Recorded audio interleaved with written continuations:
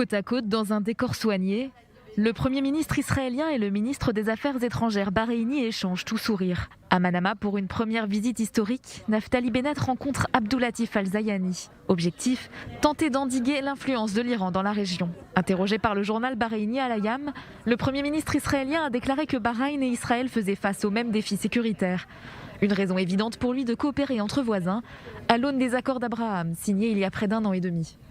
Une position partagée par le ministre bahreïni des Affaires étrangères.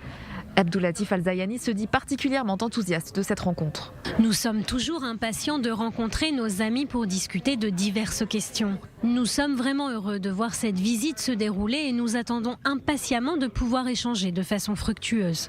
Naftali Bennett a également pu échanger avec le commandant américain de la 5e flotte postée à Bahreïn, Mark Cooper. Cette flotte se situe à quelques centaines de kilomètres de l'Iran, dans une zone maritime traversée quotidiennement par les pétroliers. La marine israélienne a annoncé qu'un responsable naval serait bientôt posté sur place. Une première dans un État arabe pour Tsahal. Autre rencontre au programme de cette visite, un échange avec la communauté juive de Bahreïn.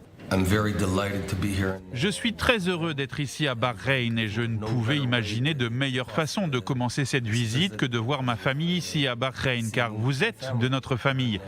Je viens d'Israël, empli de bonne volonté. Je suis sûr que vous pouvez être un pont entre Bahreïn et Israël. Je me réjouis de cette merveilleuse journée qui permettra de renforcer les accords d'Abraham et de consolider les relations entre les deux nations. Naftali Bennett a été accueilli lundi soir par Abdelatif Al-Zayani à l'aéroport de Manama.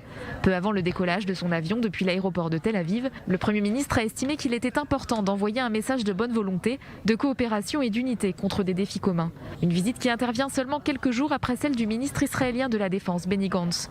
Il s'était rendu début février à Bahreïn pour y signer un accord de défense.